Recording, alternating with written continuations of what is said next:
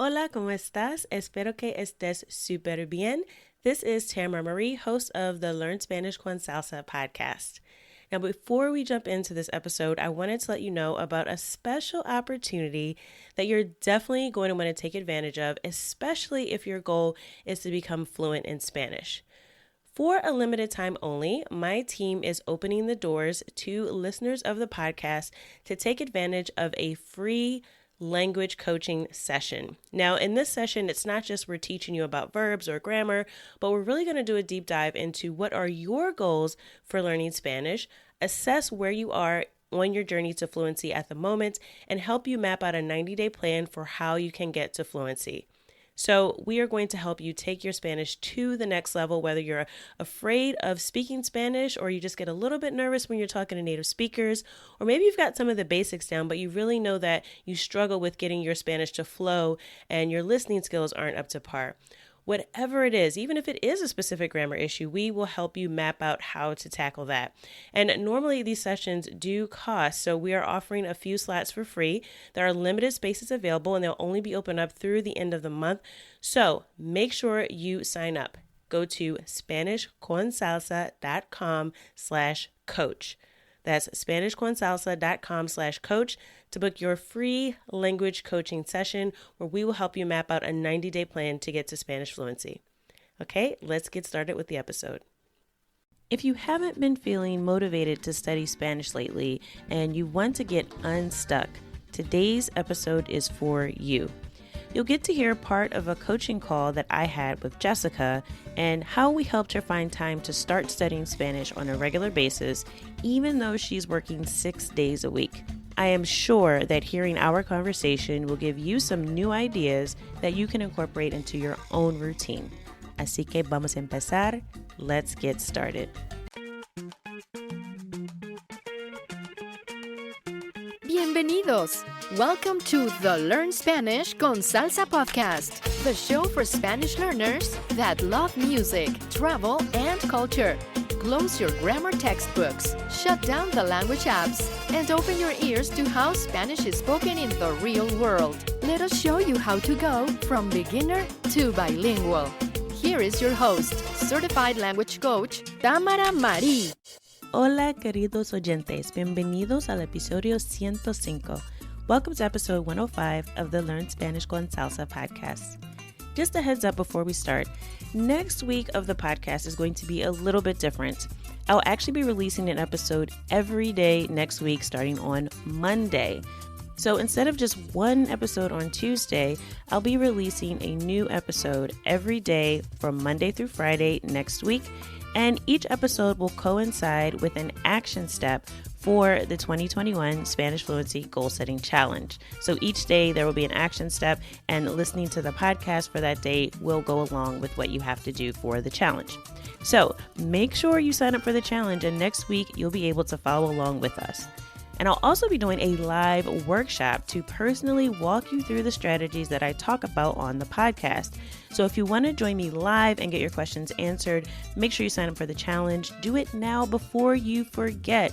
It's okay to pause this episode and come back. Normally, I would never say that, but is that important because we're going to get started right on Monday. And if you're not signed up by then, you're going to miss it. So go to SpanishConSalsa.com/2021 ahora mismo, and then come back and hit play and continue listening to this episode.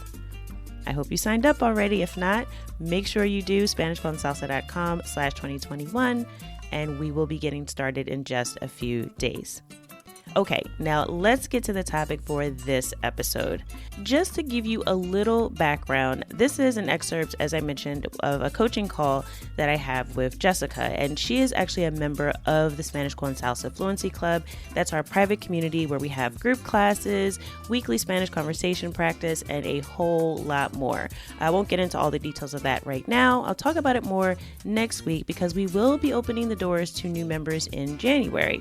But I mention that because as a part of the membership, I provide coaching to help members get unstuck and to stay motivated because let's face it, sometimes we just need a little boost to keep moving forward.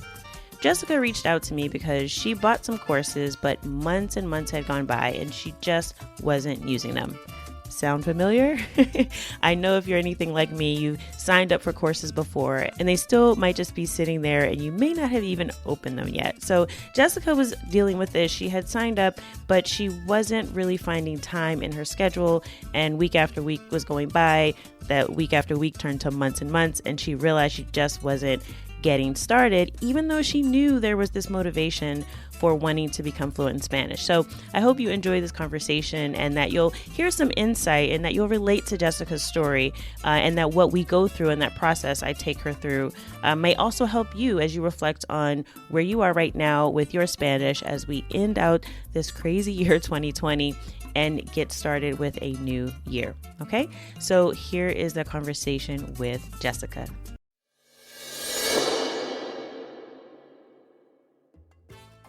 Jessica, ¿cómo estás? Cuéntame. Más o menos. I feel like I am off track. Trying to figure out a way to be on track, stay on track. The first thing I like to do before I even get to like your Spanish goals, because I obviously want to talk about that too, because that's important. But I think since you're looking at it from, trying to find time, I think a good use of our conversation would be first to see if we can identify some time that you can use and then sort of look at what you can do with that time. Does that sound good? There you go. Yes. Okay. So how is your routine in the morning? So you wake up at 4:30 and it sounds like it takes you about an hour to get ready for work and do everything you need to do before you leave. Is that yes. Right? Yes. So you've got that hour, and then while you're at work, do you have any time for breaks? I do. 15 minutes for me, 15 minutes for the guide dog, and then lunches are 30 minutes for me, 30 minutes with the guide dog. Ooh, you know what I was thinking? Thinking maybe I can combine, if I can squeeze enough time, to combine me and baby's lunch together and then use her lunch for my sessions. Yeah, because I imagine while she's eating, you don't have to be managing that too much, right? No, I just get her food ready. In the bowl, let her eat. So you might have some time then during your break. So how much time would you think you could squeeze in and still take care of your guide dog during your break? I want to say about 15 minutes, but I'm a very slow learner, so I would end up rewinding things and practicing things, and it would take me well over 15 minutes. But maybe I can get started then and maybe finish while I'm waiting for the bus or on the bus ride home or something. All right. So part of your commute is you take the bus. So you have some time where you're taking the bus to work and back home? Yes. Okay. So you've got two commutes. And about how long are you on the bus for? 20 minutes.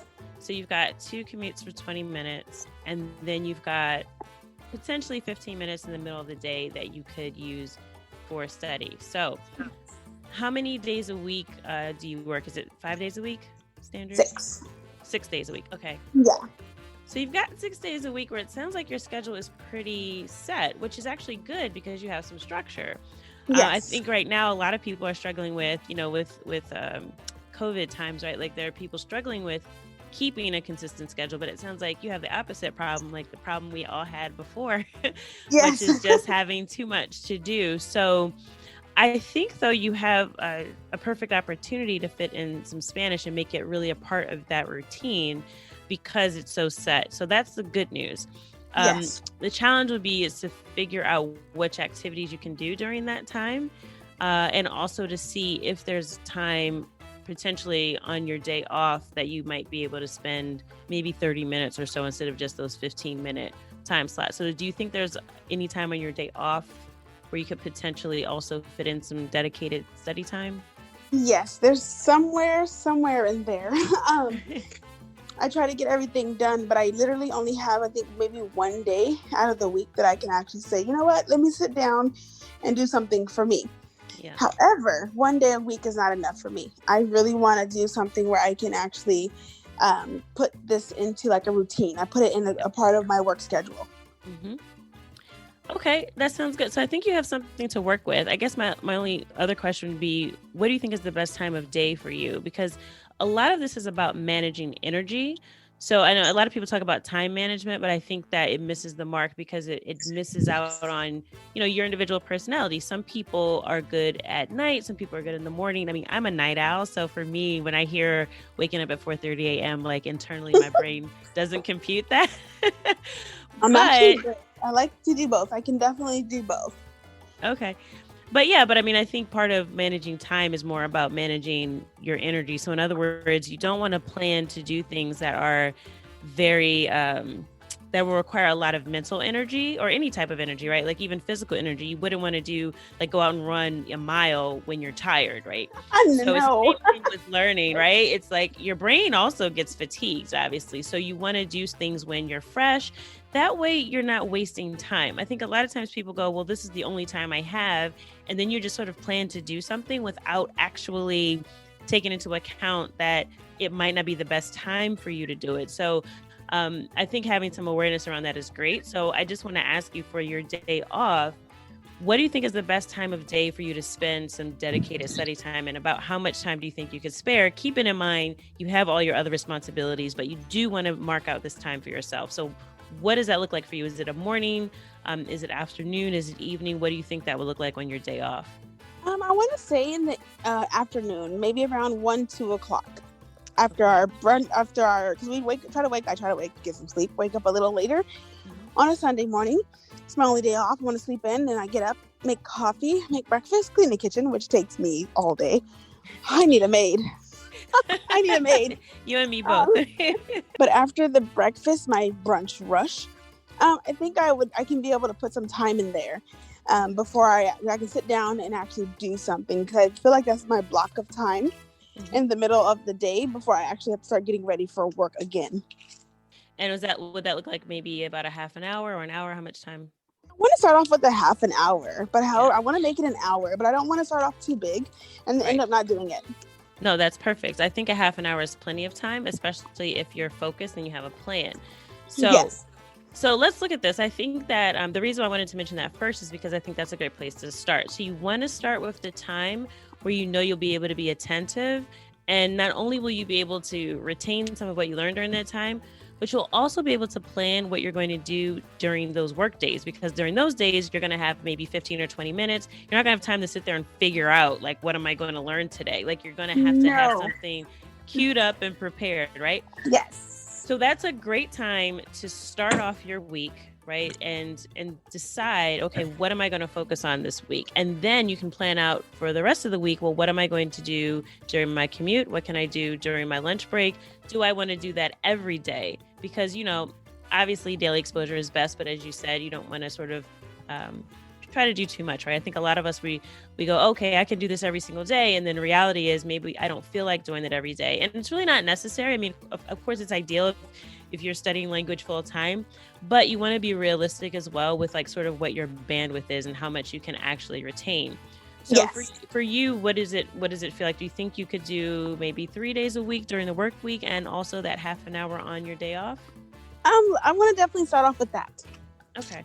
And Yeah. you Because again, like you mentioned, once a week is not enough, right? So we know once a No. week isn't enough, but if we try to go every day, it could be overkill. So we want to find a happy balance in between that we can stick to, because if you don't stick to it, what's going to happen? You're going to be right back at this place where you feel discouraged. Yes. Because you're like, I failed at my goal of studying Spanish for 4 hours every day. Like, obviously you're going to fail at that, right?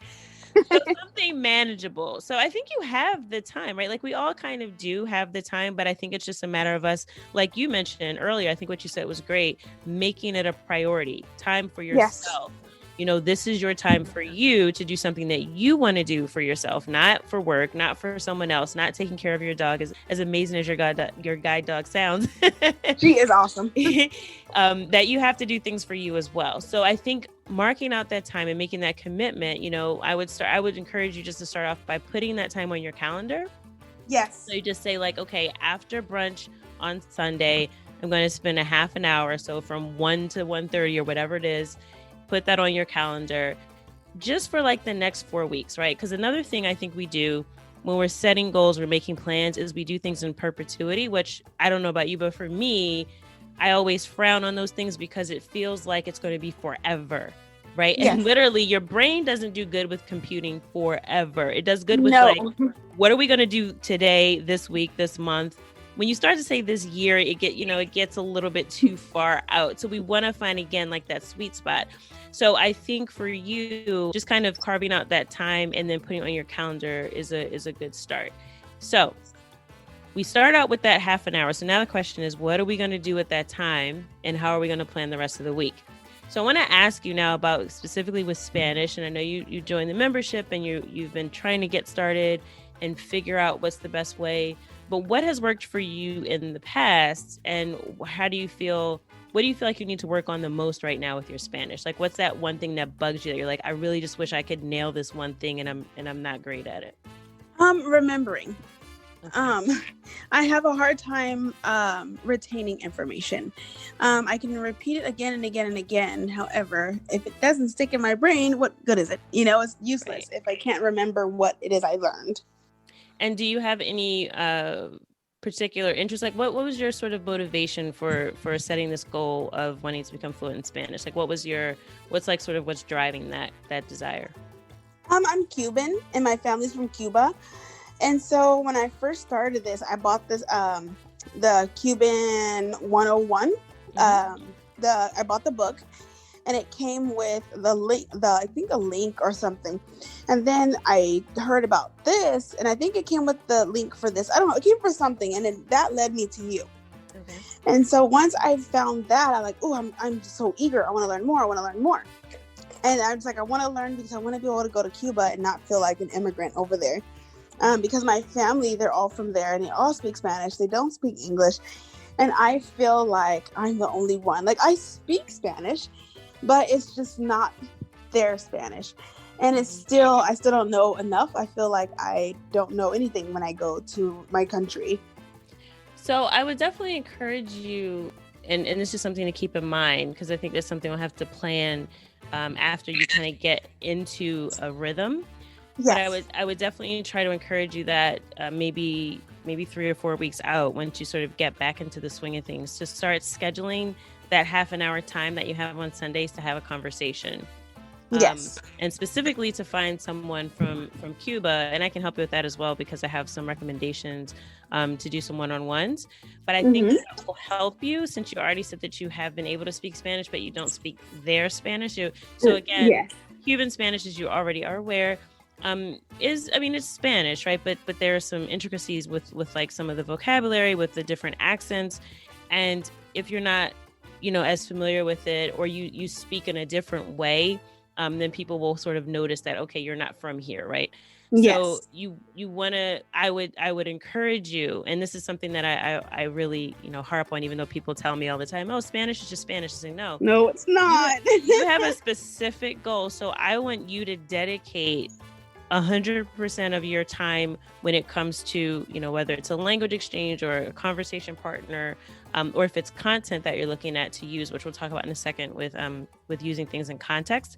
But I think that you need to just dedicate to Cuban resources, to having conversation partners from Cuba, from talking to people from there. That way you'll get used to that accent, and that's your home base, because that's where your family's from. So you really don't need to spend a lot of time when it comes to sort of listening comprehension as well as conversation with sort of like Mexican Spanish or, Spanish from Spain. I mean, it's great if you can understand that, but it sounds like you have a very specific goal. So I would really target your focus in on that goal. So anytime you're looking for, maybe you want to read a news article, you want to look at a YouTube video, or maybe you want to, like I just said, book a conversation with a tutor, just make sure they're from Cuba. I mean, it's the easiest way to make sure that you meet your goal faster, because if you spend time sort of listening to other things or talking to folks from other places, it's good. Yeah, you get practice, but it's not going to help you with your specific goal as well.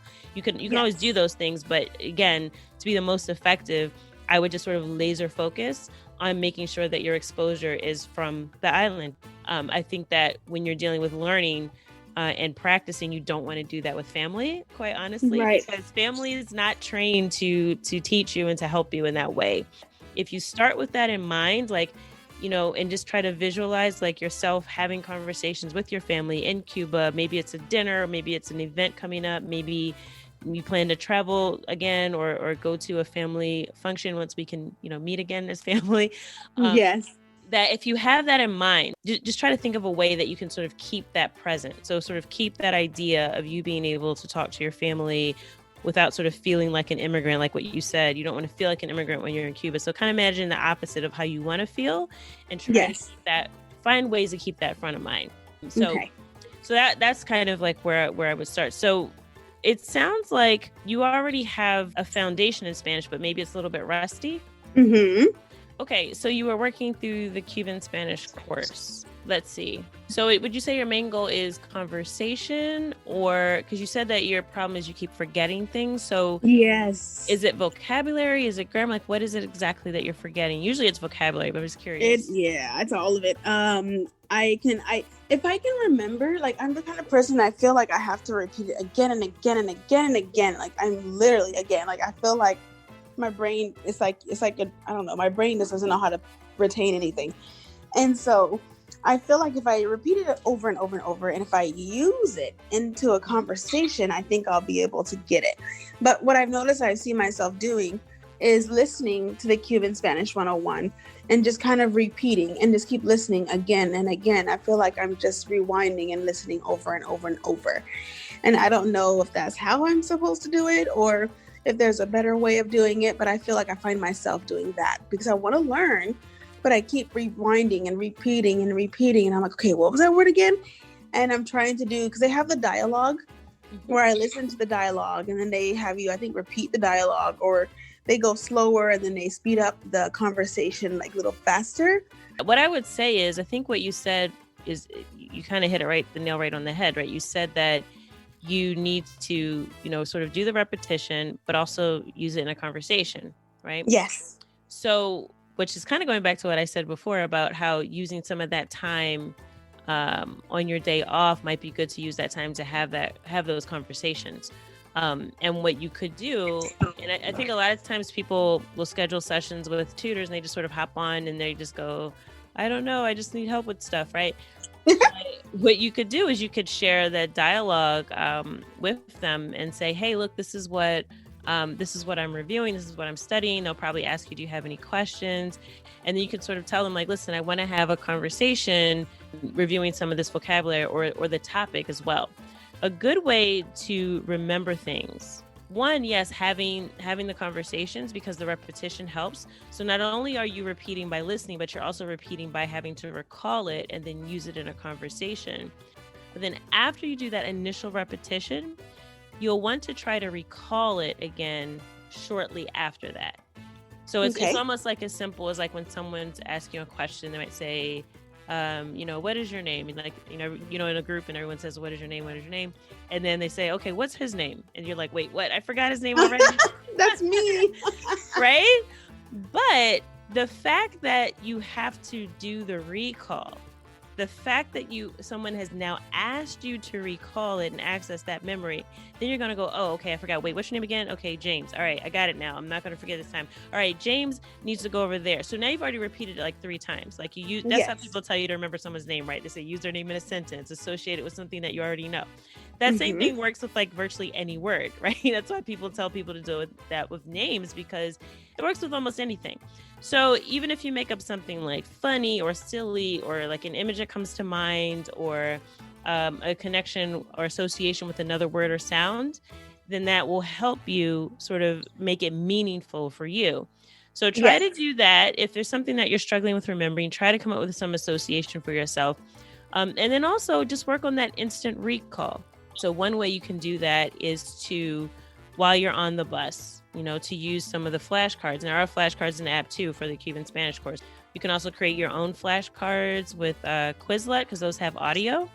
Okay. So you can actually, create some flashcards, whatever works for you, have it on your phone, and just listen to that on your commute. You sit down with that dialogue, you listen to it, you do that repetition, and then you go, man, what is it that I'm not getting here? And then you note those things down during that session, on your day off. And then those are the things that you will review and study for the rest of the week. So does that sound like something you might want to try? Or of course, I'm definitely open for everything. Yes.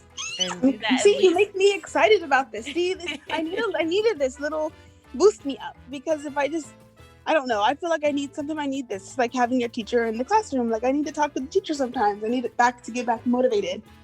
Yeah, it helps. I mean, trust me. I mean, you know, I always say this about coaching, like coaches have coaches, right? Like, it's like we all need human connection. We all need sort of like that other person to bounce ideas off of, because we're human. That's what we do, right? So so I think we have the answers though. And that's the thing that you realize, like in our conversation, you did all this, like all of this was like you telling me the time you had, what you could do, what you wanted to do.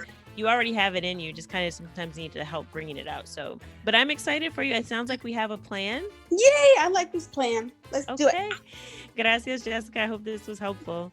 Yes, it was. Thank you so much. I just love having coaching calls and hearing people go from being confused and not knowing what to do to being excited about getting started again with Spanish, because let's face it, we are all on a journey. There is no straight line to fluency. Life happens, and sometimes we just need that someone else to bounce ideas off of so that we can continue to move forward with some renewed energy. So I will be checking in again with Jessica, and I don't know, maybe we'll have her on the show to talk about her progress as she moves forward. Now, remember, next week on the podcast is all about our 2021 Spanish Fluency Goal Setting Challenge. So starting on Monday, January 4th, every single day we'll have a new episode of the podcast to walk you through the action steps for the challenge. So don't forget to sign up. If you didn't listen in the beginning, definitely do it now as this episode is ending. SpanishConsalsa.com/2021. It's an absolutely free challenge, but we give you all the guidance you need to come up with a realistic plan that will actually get you towards fluency, not just spinning your wheels in another new year, but actually getting you to take the steps and do the things that matter, because that's what it's about, right? I mean, you can listen to podcasts, you can sign up for a bunch of courses, but if you're not actually seeing the progress that you want to make, what are you really doing, right? What are you getting out of this idea of just saying that you're studying Spanish, but not actually meeting any goals? So I'm going to hopefully get you out of that sort of perpetual process of just studying for the sake of studying, but not really sure where you're going and if you've even made it a step closer to fluency. Okay, so make sure you sign up for the challenge. I hope to see you next week, also in our live workshop, where I'll be walking you through some of the principles that we're going over on the podcast. And as always, I hope that something that you heard today has helped you go one step closer from Spanish beginner to bilingual. Hasta la próxima. Thank you for listening to the Learn Spanish con Salsa podcast at learnspanishconsalsa.com.